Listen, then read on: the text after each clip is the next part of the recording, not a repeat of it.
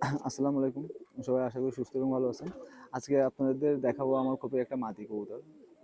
আমার কবুতরটার আসলে আমার একটা নর ওই যে মাদি মানে একটা সেটের খুবই পছন্দের কবুতর। এটা হচ্ছে বেনারস সেটের বাচ্চা। এই কবুতরটা এর ভাই বোন আমি উড়াইছিলাম, উড়ায় দেখছি যে এই কবুতর আসলে গ্রো করা যায় নাকি যায় কিনা। তারপরে এই কবুতরটারও উড়াইছিলাম, এর ভাইরাও উড়াইছিলাম, তারপরে দেখি এটা গ্রো করা। আসলে এই কবুতরের উড়ার কোয়ালিটি এবং বাজি খুবই সুন্দর। যা দেখে আমি হচ্ছে এই কবুতরটাকে বুড়ো করছি যে আসলে আমার পরবর্তীতে এই কবুতরটা কাজে লাগবে। পাকটা জাস্ট একটু দেখেন।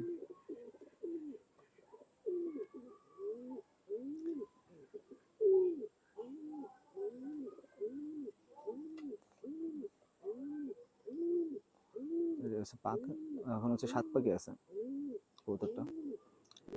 আমি ছোটো করে রাখছি যে মদার ভিতরে থাকলে এসে এসে জোড়া খাচ্ছে, যে কারণে আমি হচ্ছে আমার মাদিগুলার সাথে ছোটো খাওয়াচ্ছি কিছুদিন, যে একটু বয়স হলে তারপরে এই করবো। আর একটা সে পাক দেখেন।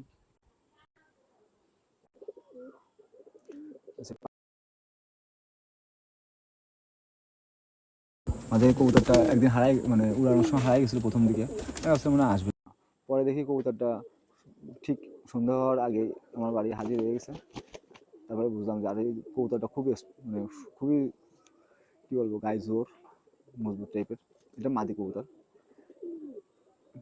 চোখটা দেখেন।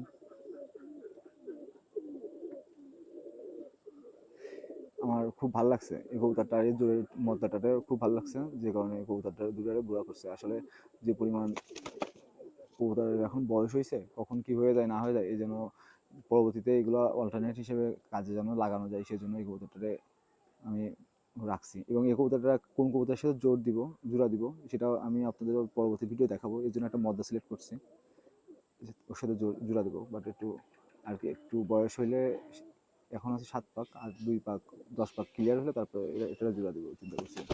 থাক থাক, এবার দেখাবো আপনাদের মদ্দাটা। এবার হচ্ছে এটা হচ্ছে ওই যে মাদিটা দেখালাম ওর জোরেরটা। এই কবুতরটার বাজির কোয়ালিটি খুব ভালো। মানে আমি এই সেট ধরে উড়াতাম, জোড়া ধরে উড়ায় এর উড়ানোর স্টাইল দেখে, বাজি দেখে, মোটামুটি দম দেখে তারপর হচ্ছে কবুতর বুড়ো করা। আসলে কবুতর একটা কবুতর তখনই মানুষ বুড়ো করে বা সেই কবুতরটা রাখার চিন্তা ভাবনা করে, কারণ সেই কবুতরের মধ্যে ভালো কিছু দেখে, ভালো কিছু পায়। সেটা দেখে হচ্ছে এই কবুতরটা আমার বুড়ো করা। আসলে আমার খুবই বর্ষা হইলে খুব কবুতরের অবস্থা খুবই খারাপ হয়ে যায়। দেখেন কবুতরটার গায়ে বল, মানে একটা কবুতর ভালো কবুতরের প্রধান বৈশিষ্ট্য। পাকটা দেখেন জাস্ট, এই যে 8 পাক, ওটা 7 পাক আর এটা 8 পাক। পাকের কোয়ালিটি দেখেন।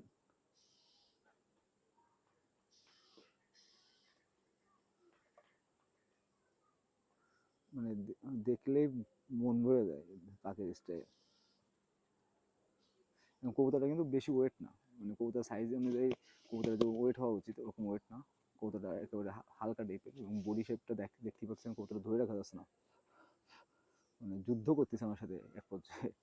আমি যদি দেখাবো ঠিক মতন করে দেখা দিয়ে পারতেছি না। আর একটা পাক, দাঁড়াও, উল্টে পাকগুলো নষ্ট হয়ে যাচ্ছে। দেখেন পাকটা মানে কতটা সুন্দর, মানে হাতে বোনা পাখির স্টাইল। পাকগুলো খুব চওড়া চওড়া, টেবা টেপা পাক। ভালো কবুতরের প্রধান বৈশিষ্ট্য এই কবুতরটার ভিতরে আছে, একটা ভালো কবুতর।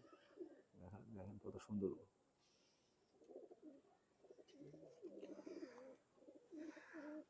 এই কবুতরটা খুবই আমার পছন্দ হয়েছে বাচ্চারা। এই মধ্যেটা আমার খুবই ভালো লাগছে।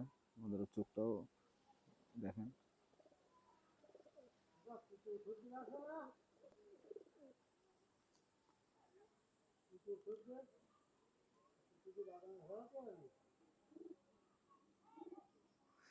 কবুতরটা ছাইয়া দেখাচ্ছে, আপনারা একটু দেখেন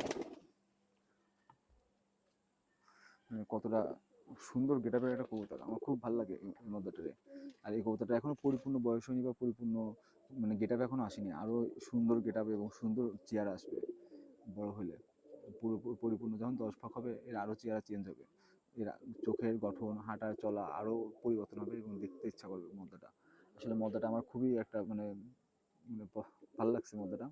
এবং এর উড়ার কোয়ালিটিটা এত সুন্দর, একেবারে লেজ ফুলায় গোল হয়ে পড়ে থাকতো। ছোটোবেলায় যখন ওরা উড়াইতাম লেজ গোল হয়ে ফুলায় উঠতো, এবং মিডিল আকাশে যে মানে টান দিয়ে যে বাজিগুলো খাইতো, আমার দেখলেই আমার খুব ভালো লাগতো। যে কারণে কবুতরটা ওরা পছন্দ হয়েছিল বলে আমি কবুতরটা বুড়ো করছি, যে না এই কবুতরটা আসলে উড়ায় নষ্ট করার দরকার নেই। আর এর মার বাপের বেশ বয়স, যে কারণে কবুতরটা আমি বুড়ো করছি, যে পরবর্তীতে আমি ভালো কিছু করার অল্টারনেট হিসেবে এই কবুতরটা রাখবো। সবাই যারা ভিডিওটা দেখছেন তাদের কাছে একটা রিকোয়েস্ট থাকবে, যারা ভিডিওটা লাইক করবেন এবং চ্যানেলটি সাবস্ক্রাইব করবেন। ভিডিওটা আজ এই পর্যন্ত, আল্লাহ হাফেজ।